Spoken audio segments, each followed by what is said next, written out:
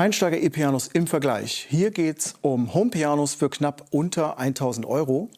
Auch in diesem Vergleich konzentrieren wir uns auf die wichtigsten Merkmale, den Klavierklang, die Spieleigenschaften und die Frage, ob die Instrumente für den Klavierunterricht zu empfehlen sind.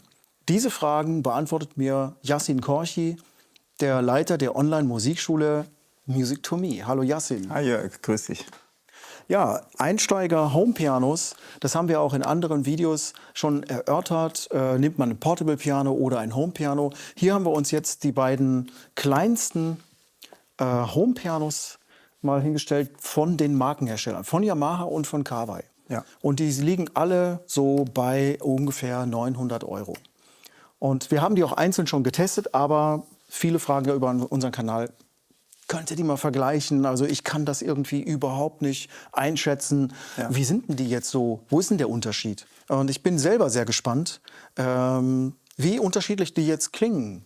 Und natürlich gehe ich mal davon aus, dass die tatsächlich vom Klang her unterschiedlich sind. Aber ist das ein qualitativer Unterschied? Ja. Das ist die Frage. Und ich würde vorschlagen, wir fangen gleich bei den Klängen an. Willst du mal was anspielen? Mhm.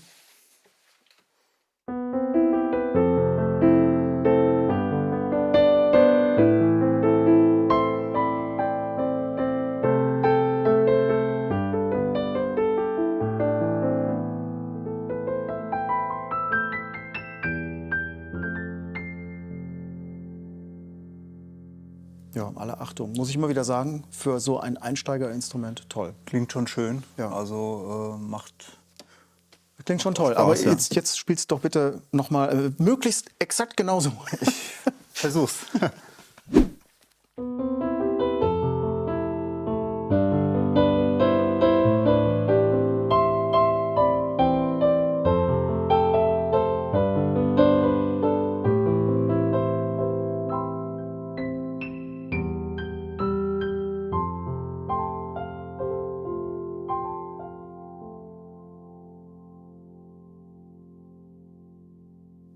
Ja, schön, dass du das auch hast ausklingen lassen.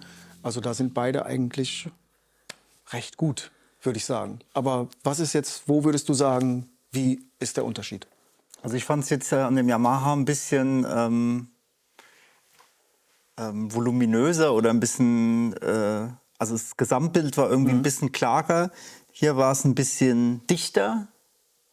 Ich würde jetzt gar nicht sagen besser oder schlechter, sondern es war hier einfach so gefühlt ein bisschen intimer vielleicht, ist vielleicht das Wort, was es irgendwie trifft. Ja, Weiß ich nicht. das ist ganz gut beschrieben. Ja. Das war auch mein spontaner Eindruck, als du da angefangen hast, dachte ich, hier ist mehr Fülle. Ja. Ja, auf jeden Fall mehr Raum.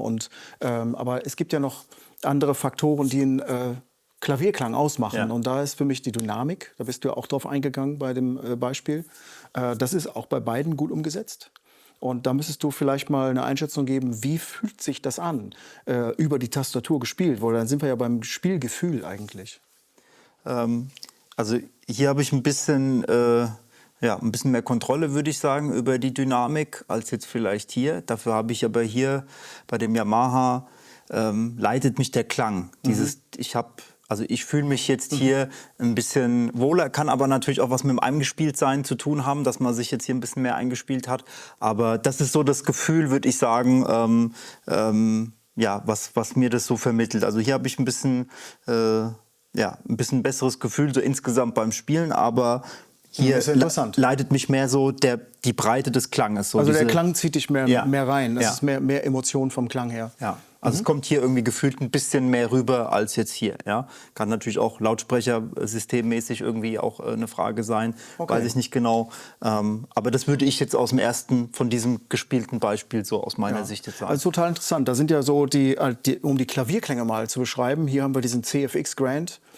Und dort ist es der SKEX Shigeru Kawai. Das sind jetzt beide so die absoluten Aushängeschilder dieser Klavierhersteller. Die gibt es ja als tatsächliche Flügel auch und die wurden eben abgesampelt und in diese Instrumente gebracht. Und das ist schon, auch in der Dynamik abbildend, das ist schon sehr, sehr feinfühlig auch umgesetzt. Ja. Selbst in diesen kleinen Instrumenten. So, ich denke, wir sollten auch jetzt schon mal auf die Lautsprechersysteme eingehen. Weil wir hören ja jetzt eigentlich den Sound, den man auch im Kopfhörer hätte. Ja. Das ist ja schon mal ein wichtiges Argument oder ein wichtiger Aspekt dabei. Das sind Einsteigerinstrumente und ich muss da immer wieder feststellen, dass man da wirklich keine Wunder erwarten sollte. Da sind eben bei dieser geringen Baugröße, es sind da kleine Lautsprechersysteme drin. Ja. Und das hört man auch genauso bei diesen beiden Instrumenten, wenn man die über Lautsprecher spielt. Dann denkt man auch, na, klingt ein bisschen klein alles. Ne? Ja. Das ist natürlich völlig klar. Das klingt nicht so wie ein Digitalpiano für 5.000 €. Ja. Da sind ja dann ganz andere Systeme verbaut. Das stimmt, ja. Gut, ich glaube, wir hören uns noch mal ein Klassikbeispiel an. Dann fange ich auch hier an.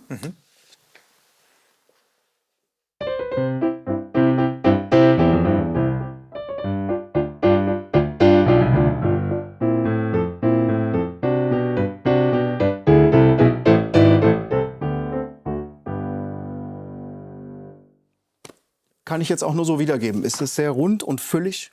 Jetzt bin ich gespannt, was hier passiert.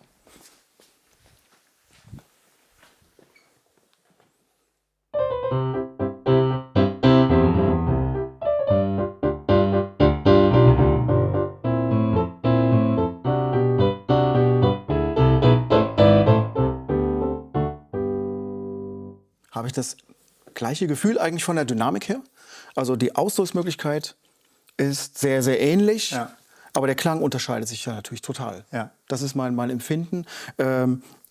Das klingt ein bisschen kleiner, so wie du es beschrieben hast, ein bisschen intimer. Ja. Und was mir aber hier auffällt im Unterschied, ist die Tastatur. Und die ist hier so angeraut. Da ist kein Ivory Touch, das ist Kunststoff matt. Und das hat ein anderes Spielgefühl. Ja, definitiv, ja. Da habe ich das Gefühl, ich bin irgendwie, das ist komfortabler und ich bin ein bisschen näher am Klang. So. Ja. Das ist erstaunlich. Hätte ich nicht gedacht. Ja, und man ist natürlich immer mehr, oder zumindest so Leute aus unserem Metier, natürlich mit solchen angerauten Tastaturen natürlich in Kontakt.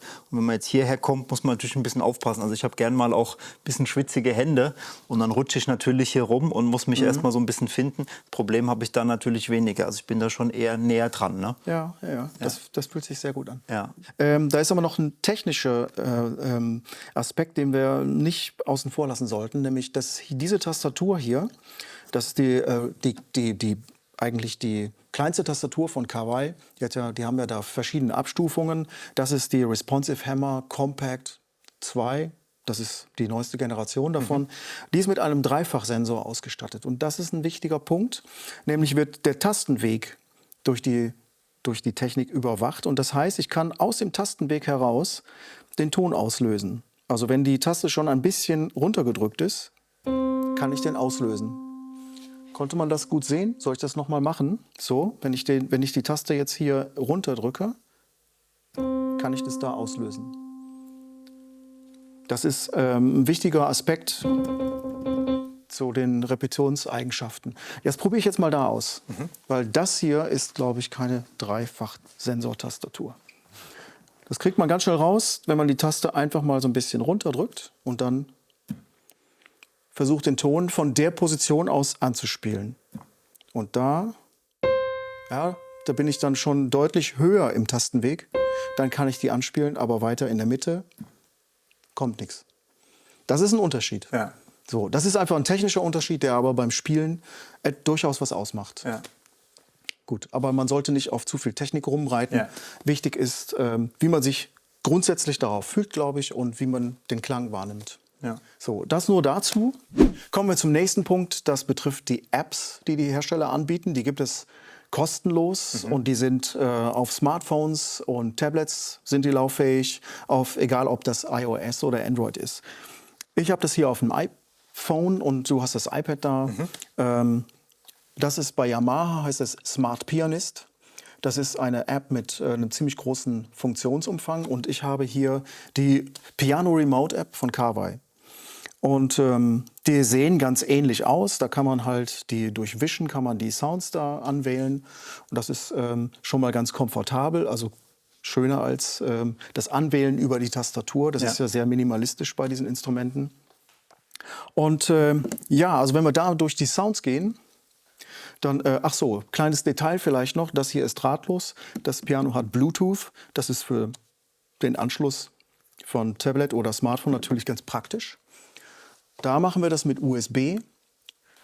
Das ist jetzt nicht schlechter oder besser. Ich würde sagen, hier haben wir noch eine schöne Zusatzfunktion, das ist USB Audio MIDI. Das bedeutet, auch Audiosignale aus dem iPad werden direkt in das System des Pianos transferiert. Das ist ein super Feature. Ja. Das geht hier über Bluetooth nicht.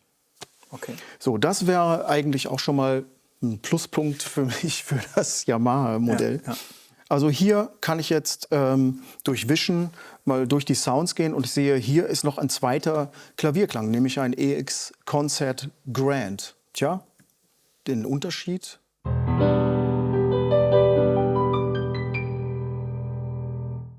Nehmen wir den. Ja, der klingt schon auch brillanter und irgendwie noch ein bisschen fetter im Bass. Auf jeden Fall, ja.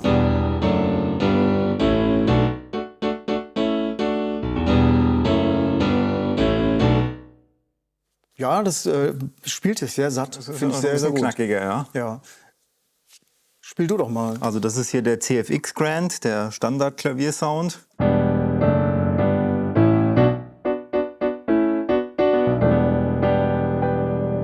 So, und dann habe ich natürlich hier auch einen Pop Grand. Was ist besser?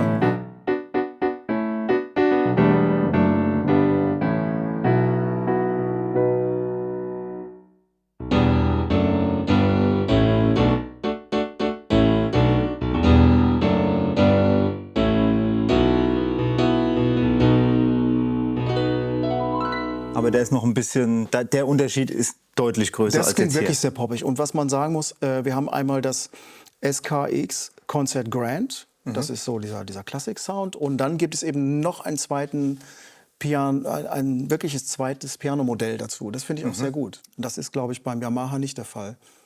Da gibt es einen Klang, der aber mit unterschiedlichem EQ. Es gibt jetzt hier noch ein Mellow Grand. Wenn man etwas tiefer reingeht in die Menüs, etwas merkwürdig gestaltet. Da merkt man, dass es... Ja, das ist... Und dann habe ich das Pop Grand. Also ich denke mal, dass das einfach auch eine Variation ist von dem Hauptflügel. Ja, okay. Ja, und dann kommt sofort schon die E-Pianos. Ja. Aber man hat jetzt nicht die riesen Soundauswahl. Man hat jetzt noch ein, zwei E-Pianos und noch das übliche Orgel und ein bisschen Streicher. Genau, aber die App ist trotzdem nette. Gibt es einige gute Funktionen hier bei der Yamaha-App. Aber man hat auch, wie gesagt, Metronom und verschiedene andere Sachen. Ist eigentlich alles mit dabei. Genau, das finde ich hier auch. Da habe ich das Metronom-Symbol, das sehe ich hier schon. Da läuft es. Das ist alles sehr, sehr ähnlich gemacht. Ja. Da können wir eigentlich schon mal zusammenfassen. Ja. Ich bin für meinen Teil überrascht, wie gut doch so Einsteigerpianos klingen. Selbst wenn man die im Vergleich spielt, haben die beide schon echt Niveau im Klavierklang. Ja. Also man muss sagen, sowas hat man vor Jahren für deutlich mehr Geld bekommen. Also das zieht sich alles vom Preis, alles runter. Die Qualität steigt. Die beiden nehmen sich eigentlich nicht viel. Also die begegnen sich auf Augenhöhe.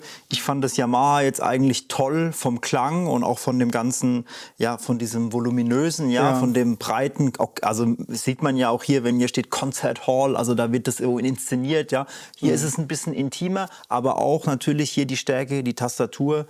Der Dreifachsensor, also die angeraute Tastatur mit dem Dreifachsensor. Also es ist ein bisschen, man muss sich mit den Instrumenten beschäftigen, wo man wieder individuell als Typ hin will. Vielleicht auch ein bisschen eine Designfrage, ja. Aber eigentlich sind beide eine super Kaufempfehlung, meiner Meinung nach. Ja, kann ich auch nur so wiedergeben. Also es ist an der Ausstattung, es fehlt an nichts. Sie haben diese typische Ausstattung, die Tastaturabdeckung, 3 Pedale und es ist alles da. Und die App-Anbindung finde ich klasse. Ja.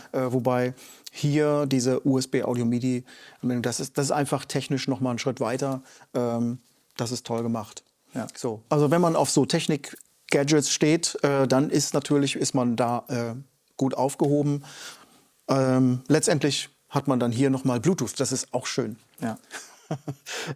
Also da kann man sich jetzt verlieren in 1000 Details, aber ich würde immer sagen, wir haben ja auch viele Klangbeispiele gegeben. immer nach dem Klang gehen, der einem gefällt und wo man sich wohlfühlt. Und das ist, glaube ich, das richtige Piano für einen. Ja, und das Spielgefühl dazu. Und für 900 € kann man wirklich kaum Kritik üben. Ja. Nee, das ist beides wirklich zu empfehlen. Ja.